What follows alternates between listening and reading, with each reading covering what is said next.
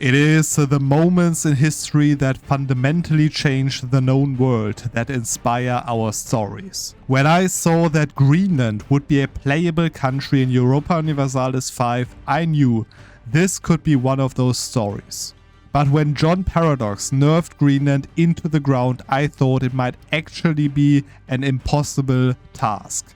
Until I had the idea for this campaign. With this brand new strategy for Greenland in EU5, I was able to be the first nation to discover the new world before the Age of Discovery even started. On top of that, thanks to this unique strategy, I managed to build a more than comfortable economy and begin colonizing the ancient Viking outpost of Greenland with more population than would ever be necessary. I'm the student and this is my Greenland Saga.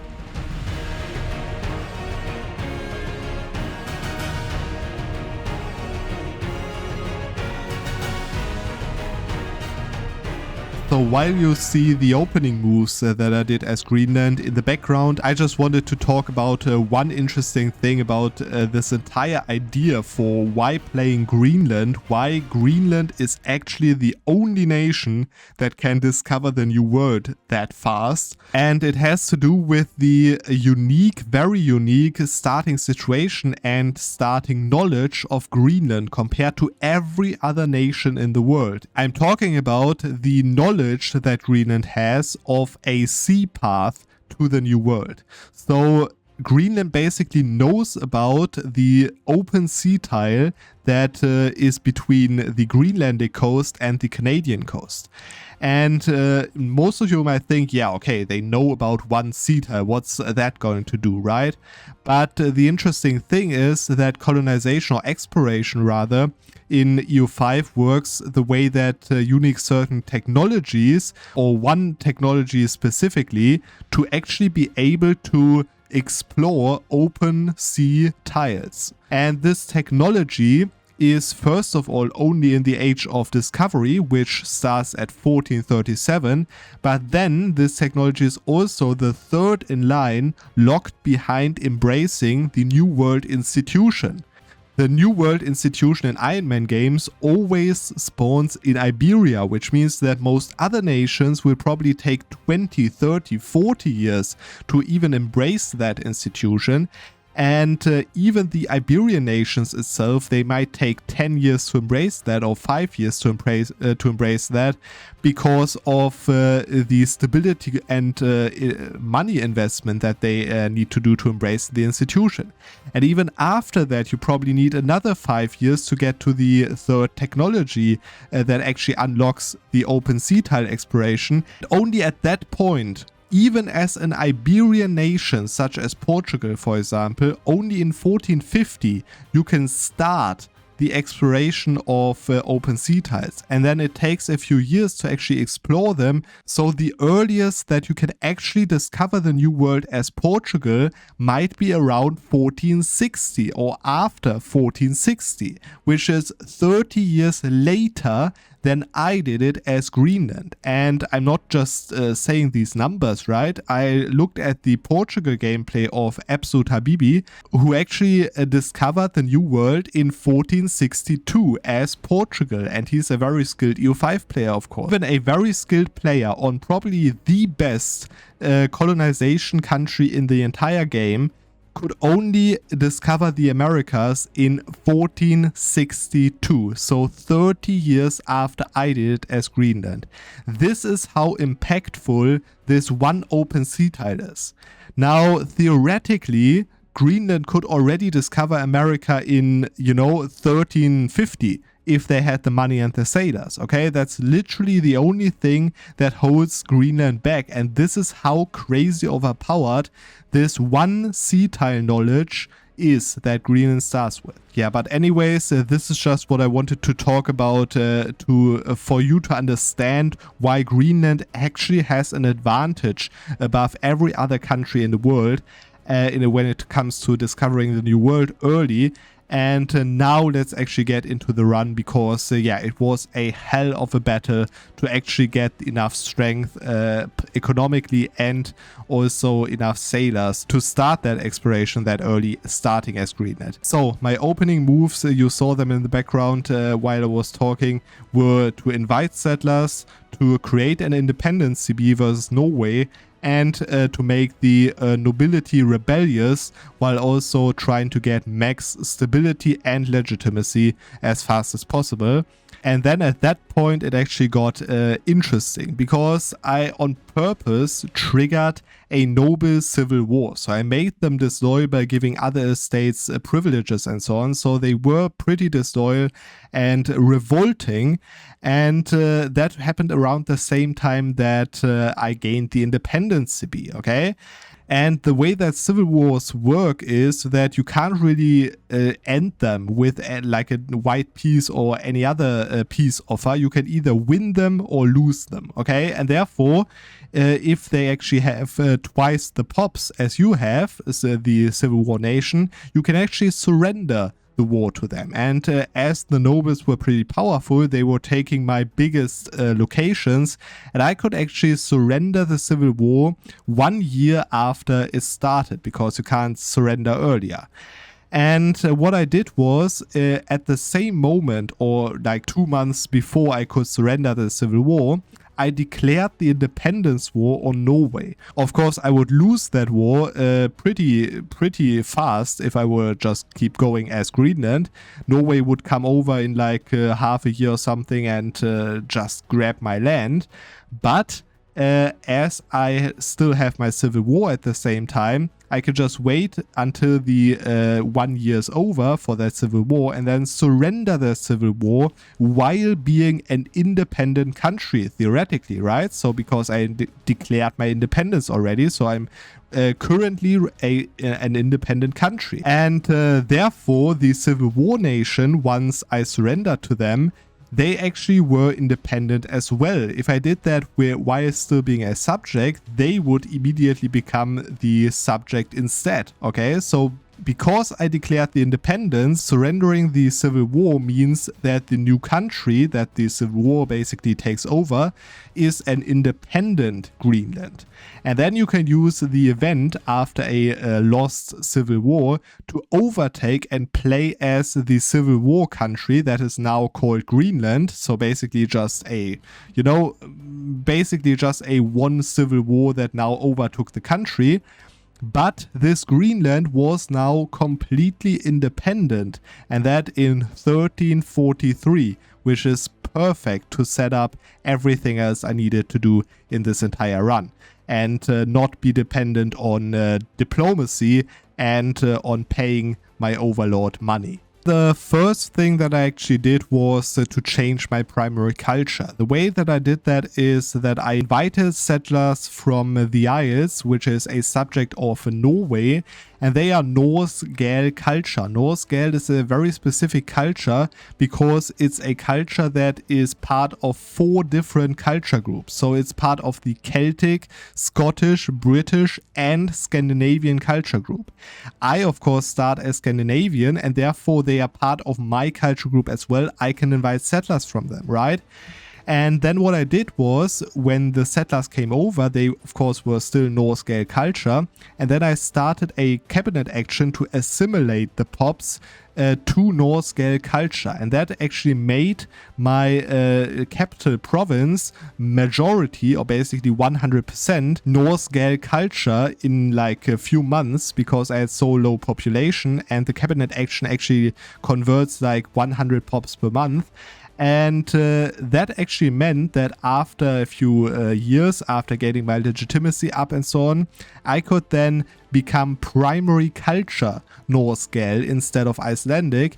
And that gave me the ability to invite settlers from all of these 4 different culture groups that Norse Gael is part of. So I could invite settlers from Celtic, Scottish, British, and Scandinavian countries. And that, of course, made it possible that I could literally invite settlers every single time that a contract runs out, either from the same country or from a different one, it basically the only cap of that is to have a country available that you can curry favors on. And therefore, Northgale is such a strong culture because I have so many nations to choose from. So at that point, after I secured myself a constant growth of 10 settlers per month until basically the end of the game, the only objective I had from there on was to actually scale my country to a certain point that you're going to see in a second, where I was strong enough to actually make some progress, some big progress. And yeah, you're going to see what happens right now. The following situation is now very important, okay? Because everything that I prepared up to this point right now was only to get this one war, or to win this one war that I'm about to declare right now. And yeah, you probably notice my income is negative right now because of food mainly, and also armies reinforcing. But it shouldn't be so bad after that. And yeah, you can see I created an army of 2 horsemen regular regiments that I can actually reinforce with my manpower normally, because I built the sergeantry in my capital that is already filled by almost, as you can see, 300 soldiers. This army of 100 men, 2 cavalry regiments, is actually pretty overpowered, okay? Now, if you compare that to most other nations, such as Brandenburg, the Emperor, for example, they have no regulars at all, so only levies. So they are basically right now a little occupied, and therefore I'm going to use the situation to actually declare war on an HRE nation. Now, the entire idea is that, yeah, you can see I've got 9,000 pops after 70 years of gameplay. The total idea is that it would take me 100 more years probably to get the sailors and the economy to actually colonize. Therefore, I want to speed that up by skyrocketing my entire population with conquest, okay?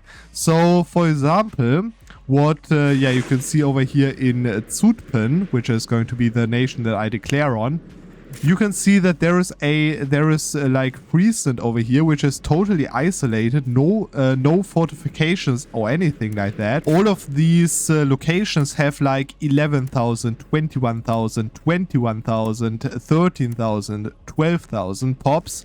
And if I just take 2 locations, such as these 2, I would just get 4 times, more than 4 times, the population that I could get with inviting settlers for 70 years, okay, in just one single war. And yeah, I actually looked around every possible nation that I could attack. There is also a possible option to attack people down in Greece sometimes, but right now they are all subjects of Sicily, Naples, and so on. And the only important thing is basically they need to be in your diplomatic range to then, you know, that you can declare war on them and that you can then take land from them. So this is the only requirement really. So I also thought about, yeah, here the Livonian Order, which has an isolated province over here. But yeah, like the perfect situation is actually in Zutphen. Because you're going to notice if I declare war on them, I'm going to use a no CB because I don't have enough men to siege anything. So I just have to win battles. That gives me 50% war score. I can do whatever I want basically. You can see obviously the Emperor Brandenburg is going to get into the war. I talked about that already. They have only levies and they are in a war as well against Lüneburg right now. Zutphen, Geldern are totally irrelevant. Also, they are subject Tecklenburg because they only have like a few hundred levies. I can easily beat them. Yeah, anyways, you can see they have no navy whatsoever. A very important point. So I have 1 ship, and even though it's a transport ship, I have full naval superiority, okay? So they can do nothing about me landing on their lands, and I can very specifically decide where to land as well, right? And yeah, the only problem is actually, believe it or not, Arnsberg over here, because they have actually regular units of obviously only like 200 infantry and only 50 cavalry. So in a 1v1, I would probably be able to beat them. But like this, I'm not entirely sure if I can. So I have to very carefully decide when I want to land. And it's probably going to be after I got the Arnsbergian troops out of the war by just giving them some money or something. Now you might ask yourself, yeah, but you're just going to stay on your island and wait? No, because all of this is Arctic, so I'm going to take attrition every winter. And therefore, I'm going to actually go to England, ask for access on military access and fleet basing access. I've got 10 favors curried on them right now.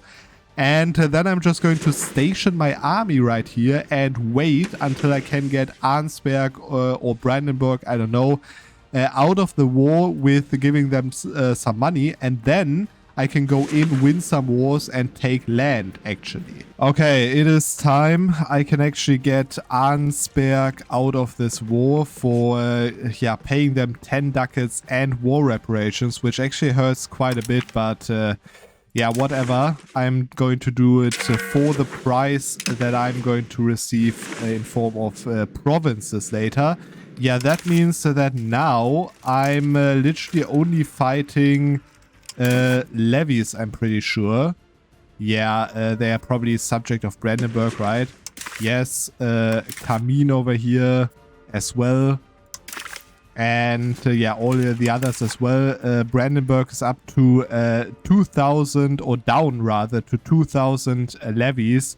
So unless they all put them together in one place with like 4,000 levies, I'm pretty sure I can beat every one of them individually. And therefore, yeah, I'm actually going to land now and farm some war score, because after all, it's superiority war goal.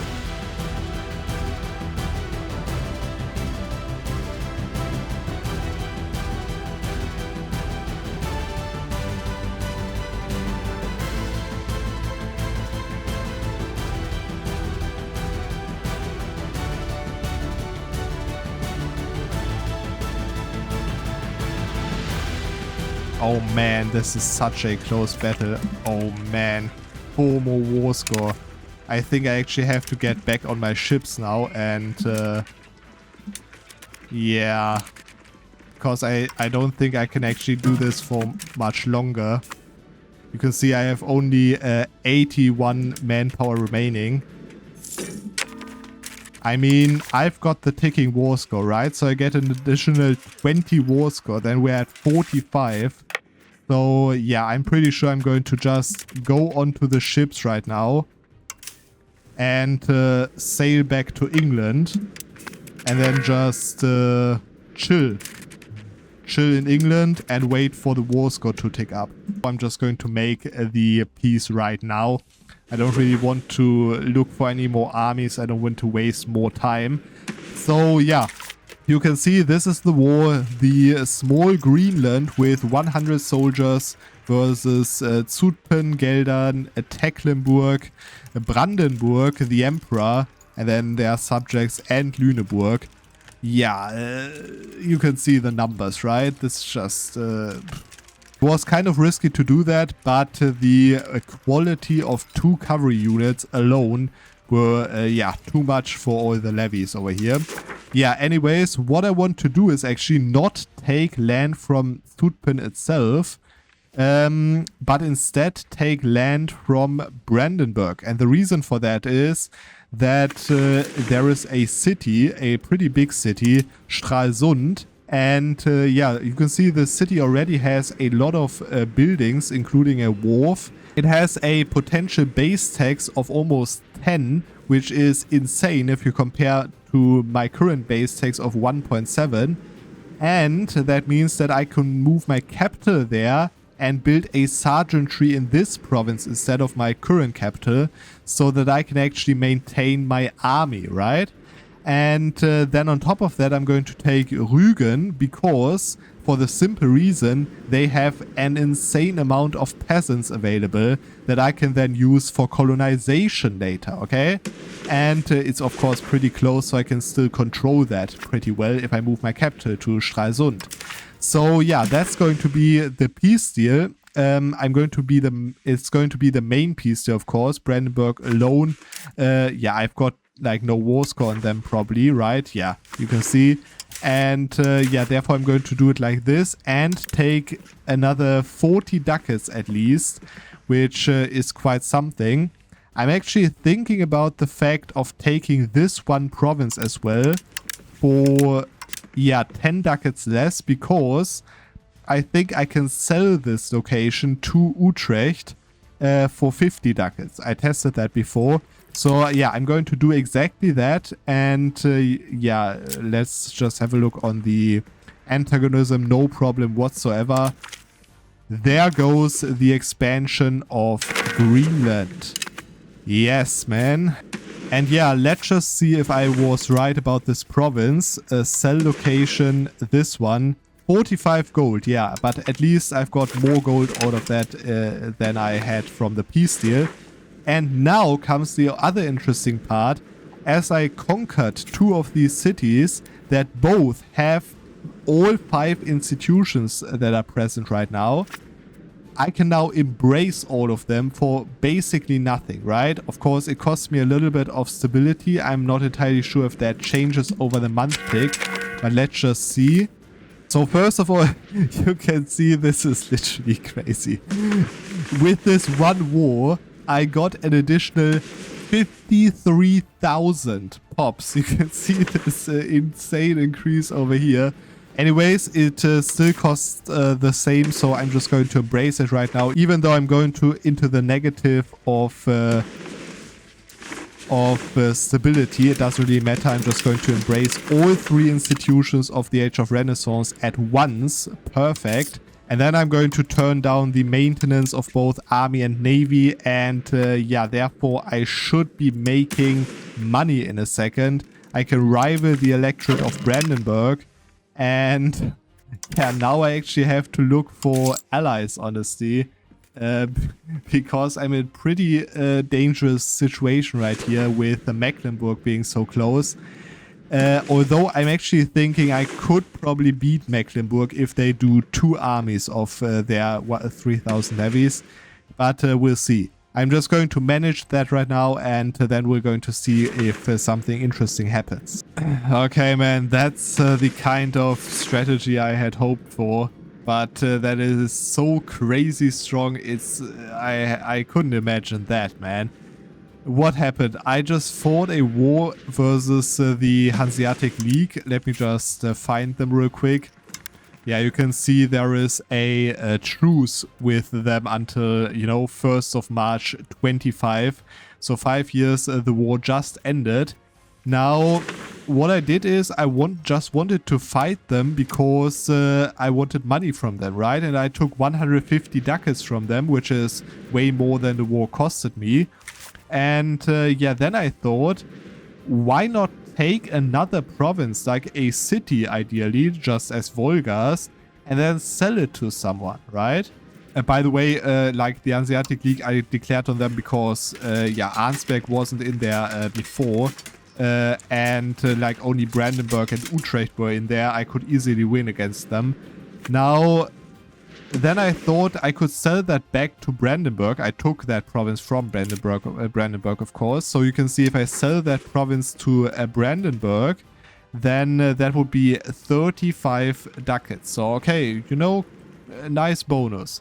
But then I thought Bohemia has land over here. So maybe Bohemia actually wants this nice city there, right? So then I went to sell location Wolgast to Bohemia, and you can see they want that province so much. Same religion, value of location, conquer desires, and then the thing is, the price is so low compared to their income that they are actually going to give me 450 ducats for this one province that I only conquered to sell it.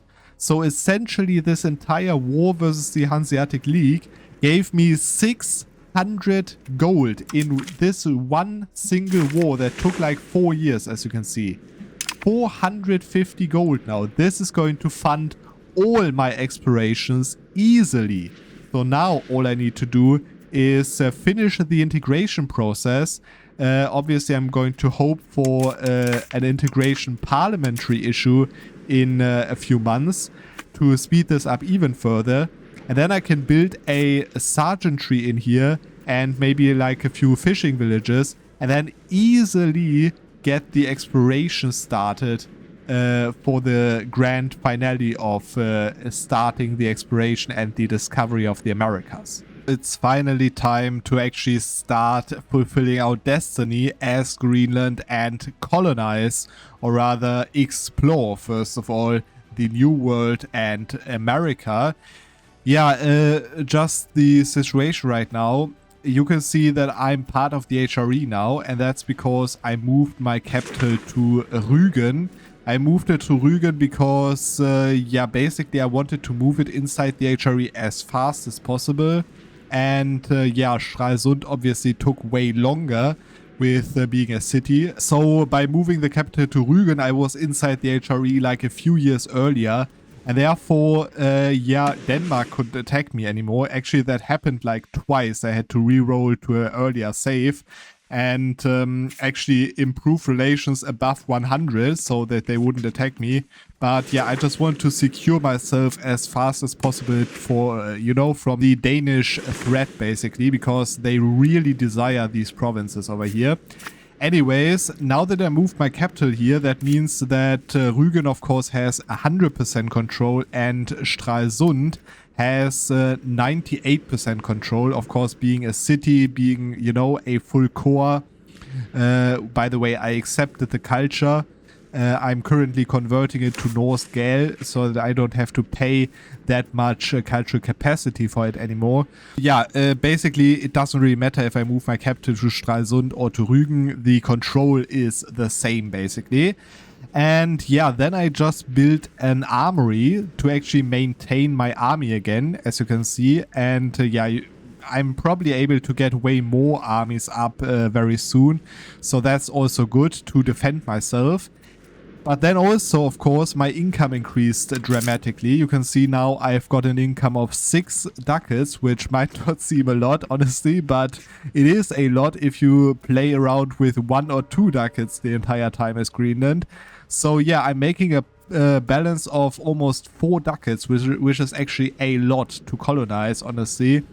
Yeah, and on top of that, I also got 250 sailors. That's mostly because I built fishing villages over here, and there is a wharf in this town as well. And that means that I can now actually explore the New World. And all you need for that is basically 250 sailors and 100 gold. And then, of course, the maintenance per month for however long it takes, right?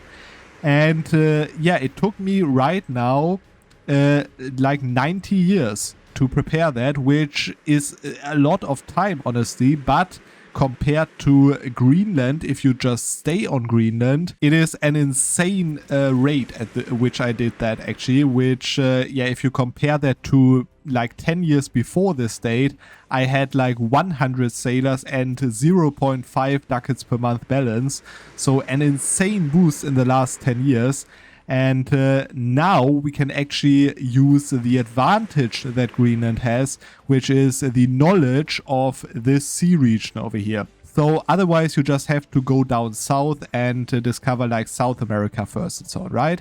So that's the big advantage of Greenland, that they already discovered this open sea tile here so that they can actually reach North America way before everyone else can, right? If they can afford it. And that's the entire thing of this run, to actually afford it. Now about the goal of this exploration. Every normal person would do Newfoundland area Canada. And let me tell you, this is by far the best choice to discover Newfoundland and then immediately start colonizing, because you will have the range as there is like the advance from banking that you would already have by this point, right? So this would be the logical thing to do. The problem is, if you do that, you won't discover the Americas, quote unquote, right? So there is no official discovery of America event if you go straight to the inland discovery. The thing that this event needs to trigger is you need to discover the coastline first. So Canadian coastline, American coastline, stuff like that, right? And this is literally the only reason that I'm going to explore the Canadian Atlantic coast before. You don't need that. It's a huge waste of money and resources, by the way. But I want to officially discover the new world before the age of discovery actually starts. So that's basically just my personal goal for this campaign. If you want to just colonize, just play the game, you can just go for Newfoundland immediately. But I am going to start with the Canadian Atlantic coast to actually officially discover the new world as Greenland before the age of discovery. So there we go. Now, I obviously want to take the closest one, which is the location down in the south of Greenland. And what I did is already, so first of all, I managed to actually get a lot of good guys, a lot of good characters. The best one obviously being this guy over here. You can see this guy with his stats giving me negative 30% exploration cost modifier, negative 10% almost exploration preparation time modifier, and most importantly 0.2 monthly progress. And if I go back for a second, you're going to see that the base progress is 0.05. Okay, so the additional 0.2 makes this not 182 months, more like 40 months. Okay, so an insane save of money to get a 100 military character, of course, right? Actually, this is no luck to get like such good characters here. I actually sent them to Prussian Crusades. So if they come back, they have like way better stats. And then on top of that, you could also send them to Foreign Order of Chivalry to even boost their stats. But it's not necessary right now to this guy because he's already pretty great. And therefore I'm going to use him as the explorer for this exploration. Okay, and what happens now is the exploration has to be prepared. Now I've got actually two modifiers, so it's reduced by 20% the time to prepare. So it only takes me 250 days to prepare. Otherwise it's about a year, honestly. And yeah, you can already see that I actually got a lot of goods already in this market. And I got them by already importing them before even before this moment. Okay, so I imported them because I don't have enough trade capacity to all import them at the same time.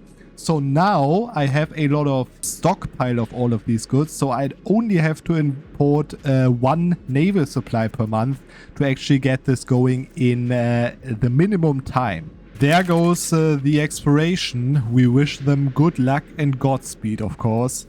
Yeah, and you can already see it's only taking me 2 years, or probably a little more than 2 years. You can see January, so basically exactly 3 years, honestly. January 1432, this exploration will be done. And at that point, I can then, after that, discover America. Okay, there we go. The Canadian Atlantic coast is now discovered. 1432, so I still have about 5 years to start the next exploration to discover America before the age of discovery. You can see I'm right now in a war with Serbia instead of Cologne because they got annexed. And yeah, right now I'm just in this war with Wallachia and Serbia. They have Wallachia is actually a little bit annoying. Maybe I can actually get them out of this war for yeah, just a little bit of money or something. But anyways, Serbia itself, they have super low troops and I can actually get 200 ducats out of them. So yeah, this should be a good thing to do. I can even get 50 gold out of Wallachia themselves, or maybe I should try to get war reps instead of money. I'm not entirely sure. Yeah, the war reps are 1.5 per month. I'm pretty sure there's more. And yeah, that also means I think that I can already piece Serbia out for war reparations and full money, which is yeah, more or less 200 gold, and war reparations will also do a lot of things. Yeah, I can just humiliate them for prestige. They are also fighting the Ottomans. That's why I can't siege them anymore. Yeah, there we go. That's 219 ducats, and of course a big plus now with the income from basically the subsidies. So I'm pretty sure that I can now do the final exploration before actually the colonization starts. And what I'm going to do with that is, yeah, now I'm going to do what I should have probably done before. I'm going to discover Newfoundland area, Canada, also called Greenland, of course, for 250 sailors and 100 gold immediately. And then, of course, it needs to be prepared again from the same port where the last one also started. So, and the same guy with the 100 military skill again. There goes the second exploration to Newfoundland. Again, we wish them good luck and Godspeed. Yeah, you can see right now I'm actually investing into stability. This is going to go away, obviously. And the Explorer seems to actually... he died, apparently. So that's why it's so expensive right now. So let me just, yeah, have a look at the exploration and exchange him with this guy, probably. So I'm going to send him to a foreign order of chivalry that is actually increasing his military ability to get him to 100. Just like that. Now, yeah, 99. And now I'm going to use him, which makes me lose 2.8 ducats per month. So no problem. And it takes 5 years for him to discover that. But there we go, man. The advance is also fitting North Sea trade connections, but you can see now I've discovered the new world. After a long and difficult journey, one of our expeditions have returned to Greenland with a miraculous message. They landed on a small island where they encountered people wearing gold ornaments and speaking in a foreign language. Honestly, I doubt that they were wearing gold ornaments in Greenland, but whatever. According to their reports, this might be an alternative route to the Indies, but some have started to discuss that it might be an entirely unknown continent. We could start establishing outposts on these islands to create a first step towards a colony and further exploration in the area. Yeah, good. You can see this is why I said it was a huge waste of time to actually do the coastal expedition first. But yeah, you can see I'm getting 5 reform progress. Oh man, that's insane. And 20 prestige and 16 gold. Oh man, I'm almost making a profit out of this now. Yeah, of course, as I said, this is just for this event, man. But honestly, it's still pretty cool to see that Greenland actually discovered the new world before the Age of Discovery even starts. So in 1433, the discovery of the new world by Greenlandic Vikings. Okay. And I don't know what's going on in Poland, but Brandenburg just declared war on me. Yeah, I've got like 1 ally, honestly. So I don't really know, man. This like they have only levies. Maybe they called in some allies. Yeah, actually, they've got 1 cavalry unit and 2 artillery units, and otherwise only levies. Yeah, I guess I actually have to recruit 1 more cavalry unit now to fight this war. But honestly, I'm pretty sure I'm going to win this. Yeah, this was against the guy with the regular regiments, actually. So this is how the battles are going to look for this war. And then, yeah, I guess I'll just take money from them as well. This is it. You can see the numbers, 147 losses to 2,000 losses. I just went to occupy like 2 states, and yeah, with the defender ticking 8 battles and occupations, I can now piece them out. And yeah, what I'm going to do is I actually want full money, obviously. And then I also want war reparations. But if you remember the thing with Bohemia over here, I'm actually going to take like these 2 provinces and try to sell them to Bohemia again for probably a lot of money, or hopefully a lot of money, so that I can at least get something out of this war, right? So yeah, this is exactly what I'm going to do. I'm going to take this land. There we go. Now let's see if that's actually working again.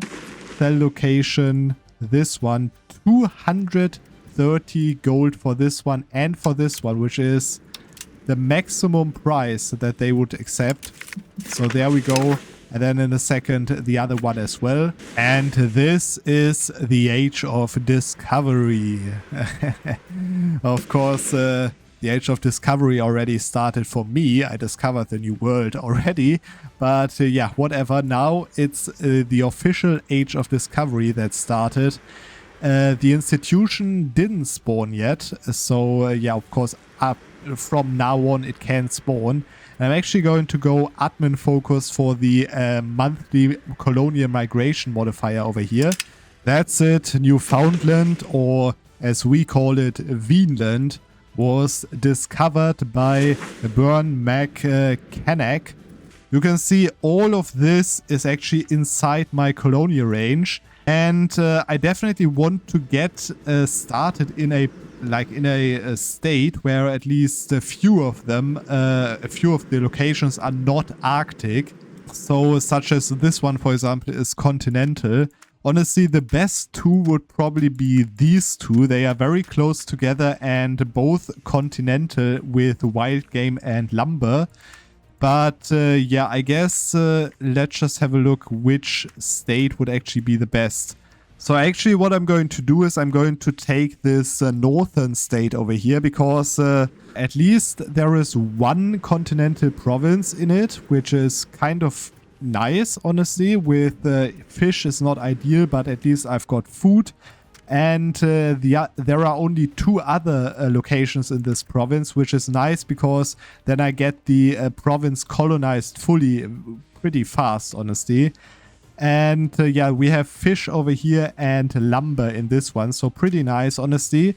And yeah, that is exactly what I'm going to do. I'm going to create the colonial charter in the north of Greenland.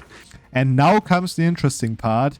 That I also conquered that for, that I can now say I want to send the pops from Greenlandic Vorpommern.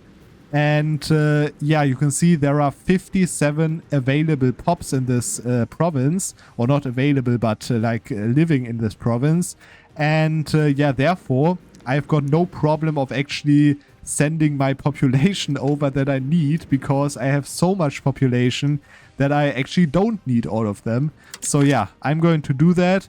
Monthly maintenance is going to be 0.7 because of Age of Discovery and number colonial charters. Reducing that, otherwise it would still be fine. You can see we still got a good balance, as you can see, with all the war reparations. Yeah, so you can see that the migration, the total migration is actually 3 pops per month, as it says down there. Now, it will of course first fill that 1 province, I think, if I'm not mistaken. And if that province over here has 1,000 pops, then it will go way, way faster with colonizing. That's because of the missing, you know, presence, maritime presence that I have over here. So at this rate, it's going to take around 20 years for this first colony to finish. After that, as I said, the colonial growth will be way faster. But yeah, the first 20 years is actually not too bad, honestly. I'll be having the first colony in 1458 or something like that. So before 1460. And that as Greenland. I'm pretty sure that even Castile and Portugal won't be able to colonize that much faster in South America.